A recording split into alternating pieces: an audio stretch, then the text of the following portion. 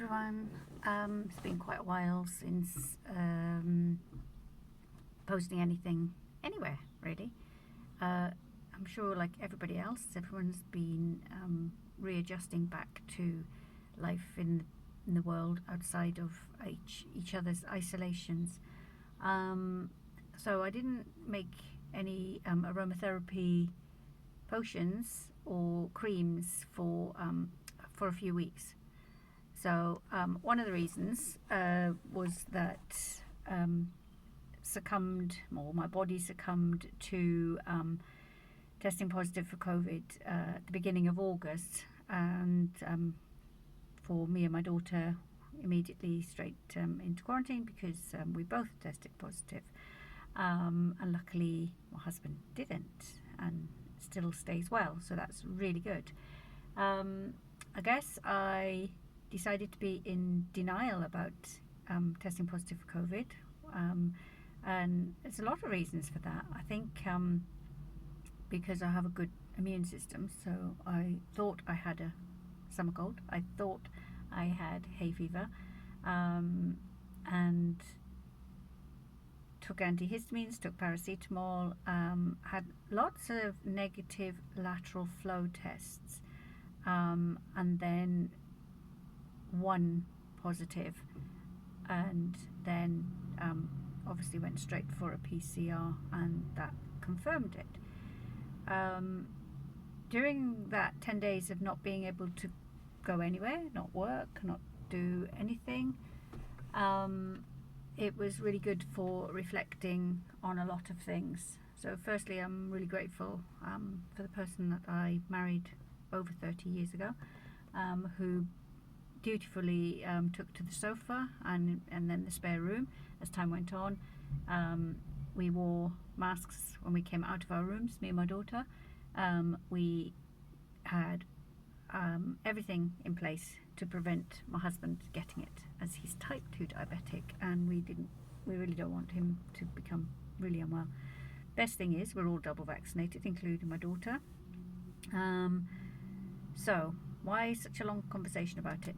So I'm going to get back to making potions and moisturizers. Why didn't I make any while I could have in those 10 days? For the obvious reason.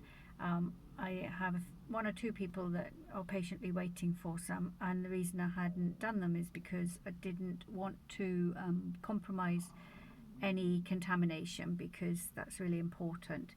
But it's coming up to Christmas.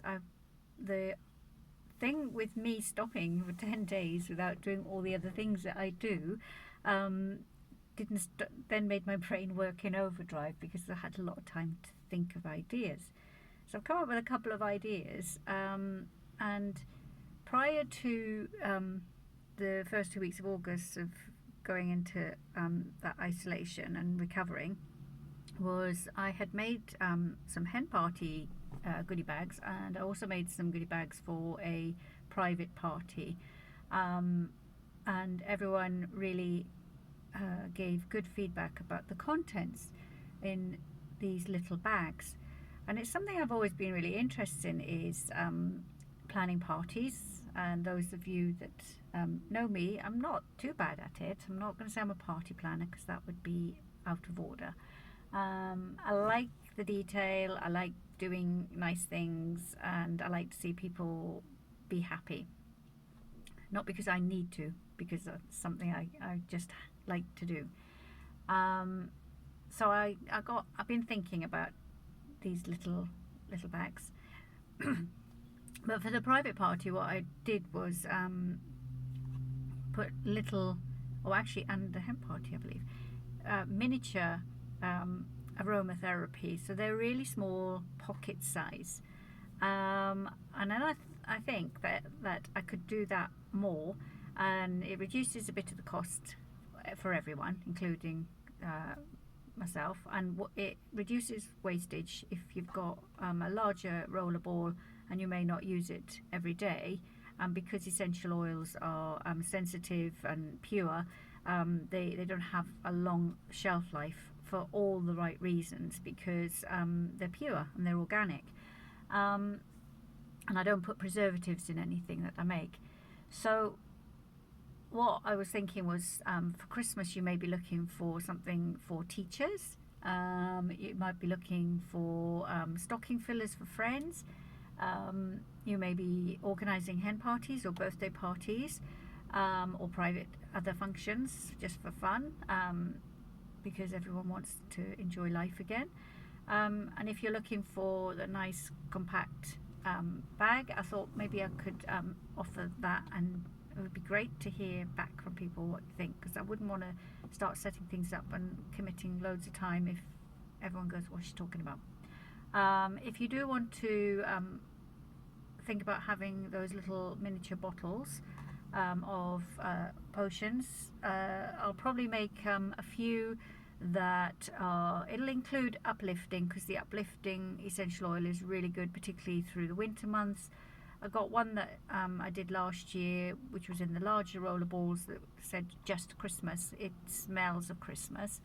Hence another reason I haven't fully got back to combining the potions and creams, is because with good old COVID, whereas I call myself a sniffer dog, I've got an amazing sense of smell, always have had, could detect vodka smell on anybody, even if they say it doesn't smell, it does. And that's not fully back, but it's getting there, and I'm working on how to combine many things to get that sense of smell back. So I wouldn't want to make potions, sell them to people and say this smells amazing if I'm not smelling it. But the probably last couple of days, I'm getting intermittent, and I'm making sure I do my smell test of a range of different things to reintroduce and retrain my senses, because that is a thing and it can work, and therefore also trying to assault my senses with sweet things that I normally don't like, but I can taste sweet. So if I'm tasting sweet and I don't like sweet taste, things must be going in the right direction. And while I was feeling not great, I'm not one for admitting I don't feel well, but I didn't feel particularly great, but I have not been as ill as some people have, luckily. Bit fatigued, which you can probably see, and trying to not be fatigued, and I love my sleep, so I'm still sleeping lots. I made an immune support massage oil and rubbed that into my feet regularly, and I do think that I feel that helped me. Whether it would help anybody else, remember, when you blend oils, it's subjective, isn't it? Because I've had very few feedback that, oh, this wasn't what I thought it was going to be, it didn't work. And you're right, if it's not going to work for you, it's not going to work for you. There's so much information out there about aromatherapy, and aromatherapy has a very rightful place. It isn't medical, it's holistic, and holistic can be subjective. And as we all know, more and more and more in respect of the awareness of mental well-being, we have to be in the right place. We have to have that mindset of, I would like something to work to make me feel different to how I feel right now. Because if we continually say we want to feel well, what does that mean? What does that mean, I want to feel well? We don't want to feel tired all the time, aching, all kinds of headaches and nausea feelings. There's so much that goes with our mental well-being and our mental and our state of mind. I try to not always go, I have to be positive, I have to be there for everyone.